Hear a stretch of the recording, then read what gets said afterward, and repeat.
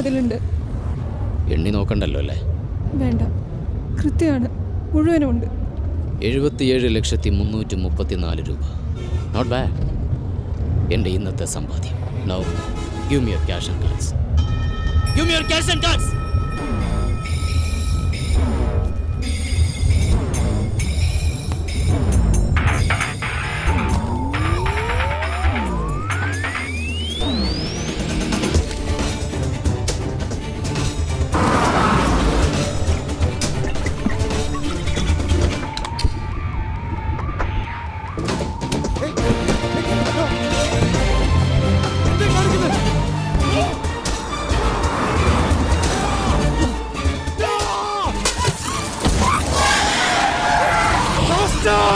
വണ്ടി നിർത്തിയ പുകച്ചു കളഞ്ഞ വണ്ടിയടാ.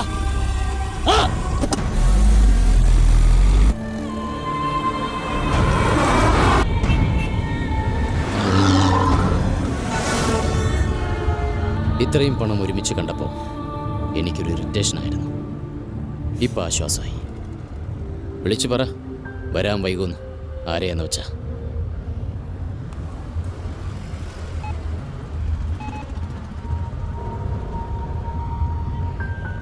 ഹലോ സർ, രവിയാണ്. ഇല്ല, വരും, കുറച്ച് വൈകും. പാർവതിക്ക് നല്ല സുഖമില്ല. ഇല്ല, സ്ഥലം അറിയില്ല. ഞാനിവിടെ നിന്ന് ഇറങ്ങുമ്പോൾ വിളിക്കാം.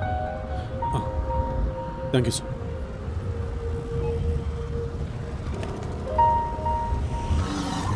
ഇനി പാർവതിക്ക് വിളിക്കണ്ടേ? വിളിക്കാതിരുന്നാൽ അവരവിടെ കാത്തിരിക്കില്ലേ? കിറ്റി പാർട്ടികളോട് നമ്മൾ വിശ്വാസവഞ്ചന കാണിക്കരുത്.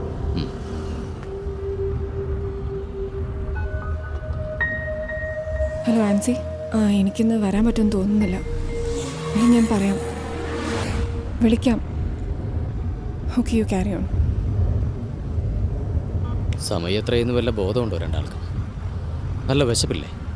ഇവിടെ അടുത്ത് നല്ലൊരു ഹോട്ടലുണ്ട്. ഇനി നമുക്ക് അങ്ങോട്ട് പോവാം.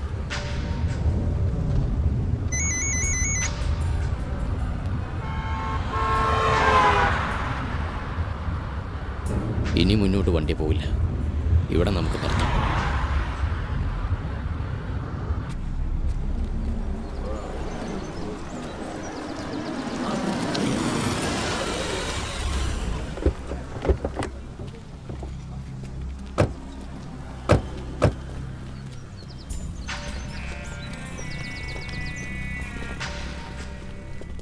ഈ ചേരിക്കപ്പുറത്തൊരു ഹോട്ടലുണ്ട്.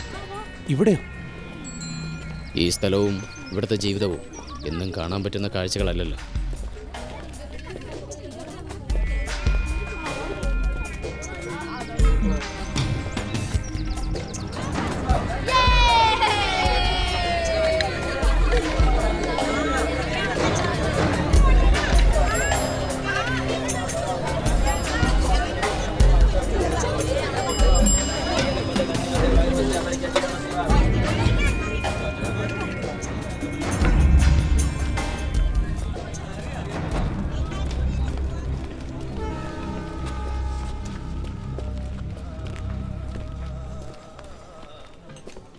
ആ സാറേ, അകത്തോട്ടിരിക്കാം. പറഞ്ഞോ സാർ.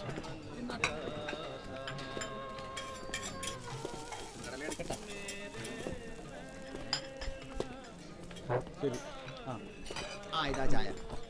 ഉടനെ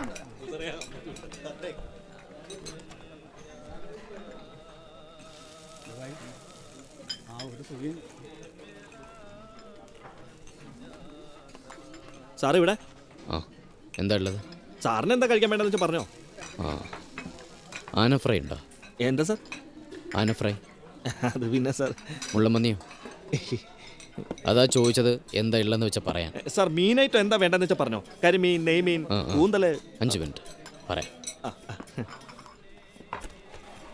അപ്പോൾ നിങ്ങൾ പോവുമല്ലേ? ഇങ്ങോട്ട്. പൈസ വേണ്ടേ? ഉള്ളതെല്ലാം ഞാൻ കത്തിച്ച് കളഞ്ഞില്ലേ. എൻ്റെ കയ്യിൽ നേരത്തെ കാശില്ലല്ലോ. ഇവിടുത്തെ ബില്ല് കൊടുക്കണ്ടേ? പിന്നെ ഓടാനുള്ളതല്ലേ നിങ്ങൾക്കൊരുപാട്. യാത്രയുണ്ട്, വണ്ടിക്ക് ഡീസൽ അടിക്കണം, വിശക്കുമ്പോൾ വീണ്ടും ഭക്ഷണം കഴിക്കണം. ചിലവല്ലേ? Enough is enough. പറ, എന്താണ് നിങ്ങളുടെ ലക്ഷ്യം? എന്ത് തെറ്റ് ചെയ്തിട്ടാണ് ഞങ്ങളിങ്ങനെ? അത് പറഞ്ഞിട്ട് മതി ഇനി. ആണോ പാർവതി? ഇനി ഞാൻ പറയുന്ന കാര്യങ്ങൾ നിങ്ങൾ ചെയ്യില്ലേ? You tell me. ഇപ്പോഴത്തെ ആണുങ്ങൾ പൊതുവെ നല്ല തീരുമാനങ്ങൾ എടുക്കാറില്ല. Ravi please, let's do it. അമ്മുവിന് വേണ്ടിയെങ്കിലും. എൻ്റെ മോള് നിൻ്റെ കയ്യിലായിപ്പോയി. അല്ലായിരുന്നെങ്കിൽ ഒന്നും ചെയ്യില്ല. ഒന്നും നഷ്ടപ്പെടാനില്ലാത്തവനോടും നഷ്ടപ്പെടാൻ ഒരുപാടുള്ളവനോടും കളിക്കരുത്. അവൻ എന്തൊക്കെ ചെയ്തു കൂട്ടുമെന്ന് ആർക്കും പറയാൻ പറ്റില്ല. 1/2 മണിക്കൂർ സമയം തരും. അതിനുള്ളിൽ നിങ്ങൾ പൈസയുമായി വന്നില്ലെങ്കിൽ അമ്മുവിനെ പിന്നെ അന്വേഷിച്ച് ബുദ്ധിമുട്ടേണ്ടി വരില്ല. ഹോം ഡെലിവറി വരും. ഒരു കുഞ്ഞ് ശവപ്പെട്ടി. ഇതെങ്ങോട്ടായിരുന്നു? ഇവിടെ കാറ്. അവിടെ നോക്കാം.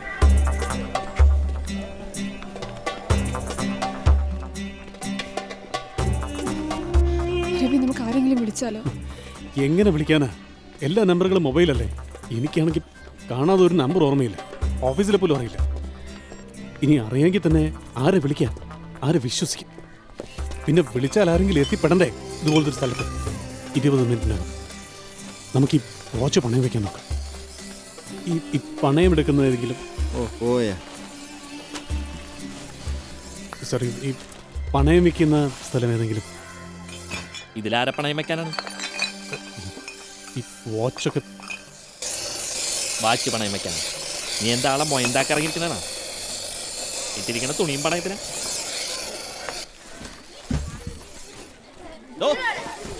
ആ നാപ്പിയ സ്ട്രീറ്റിൽ ഒരു വളിക്കുണ്ട്. ഹക്കീം സൈഡ് സായിപ്പന്മാരിട്ടിരിക്കണ അണ്ടർവെയർ വാങ്ങുന്ന സാധനമാണ്. ഒന്ന് നിന്ന് നോക്ക്. ഇവിടുന്ന് 2ാമത്തെ വല്ലത്.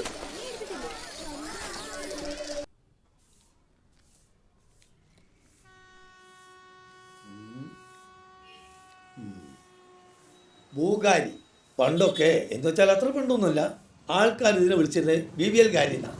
പിന്നെ 98 നമ്മൾ റനീസ് റഹ്മാൻ, നിങ്ങൾക്കറിയാം, നമ്മളെ കമ്പ്യൂട്ടറിൻ്റെ വെച്ചോടുള്ള G-Tech, ഇവൻ സിംഗപ്പൂരിൽ പോയി വന്നപ്പോഴാണ് മനസ്സിലായത് ഇത് ബുൾഗാരിയാണെന്ന്. ഇപ്പം അവിടുന്ന് പോയി ഭൂകാരിയായി. ഇതൊന്ന് പണയം വെക്കണം.